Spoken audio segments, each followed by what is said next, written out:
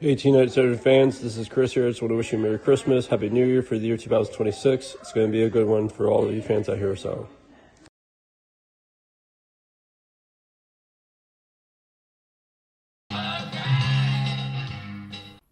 Our story opens in the fictional town of Chiselton, Scotland, where an old lady has come to watch her grandson play football.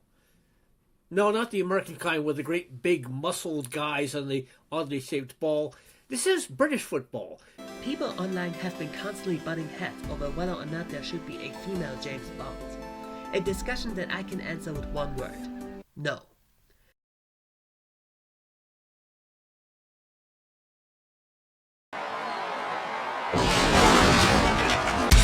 I am the table! Oh, poor Santa.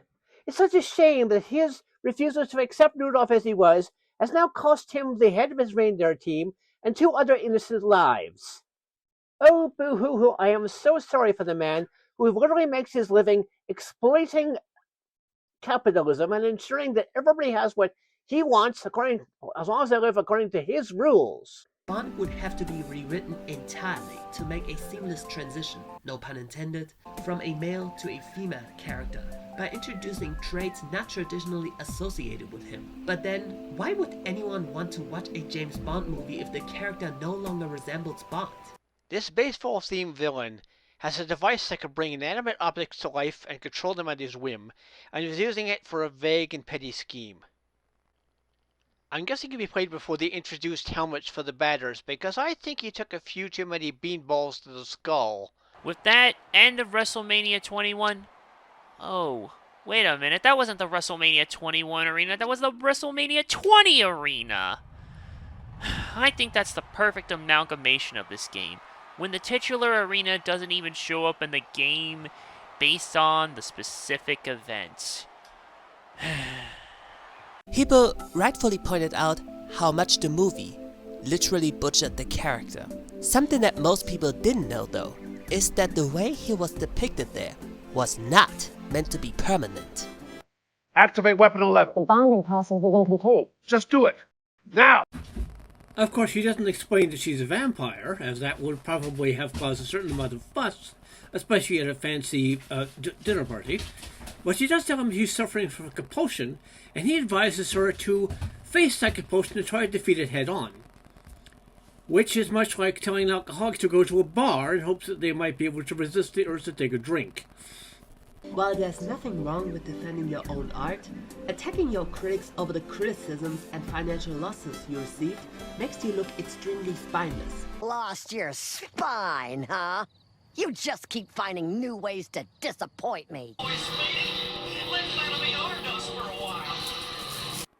They win the race, of course, and in any sane universe would be immediately disqualified for not only using a vehicle which does not match the other cars in the race, and not wearing a helmet, but also having illegal modifications to cheat.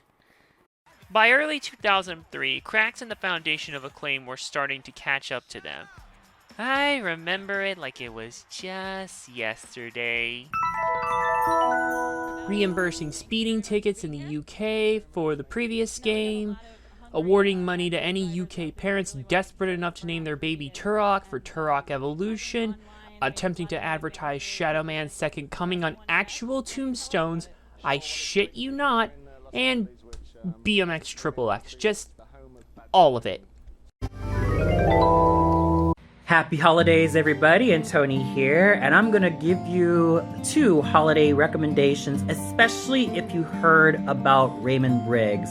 And these 2 should be no surprise at all, especially if you've heard about them, and those are The Snowman from 1982 and The Snowman and the Snow Dog from 2012. I remember catching these 2 incarnations respectively when I was 11 years old in 2003 in China alongside my family, and it caught me by complete surprise and utter amazement. And I'm proud to call myself a fan of The Snowman because of its illustrations, its music, and its use of no dialogue but total atmosphere. And Walking in the Air is one of my absolute favorite holiday songs of all time, And this is also thanks to the very young Alan Hall, who used his soprano voice to make it soar and just thrive on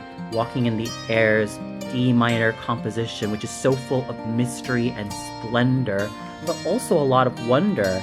The Snowman and the Snow Dog, I remember catching back when I was 20 years old in 2012 in England on ITV4, and it was just as brilliant, just as awesome, and just as lovely. And the illustrations originally done by Raymond Briggs really brought those two incarnations to life.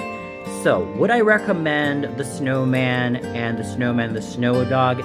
Yes, but I would actually recommend The Snowman a lot more because, of course, it's the original.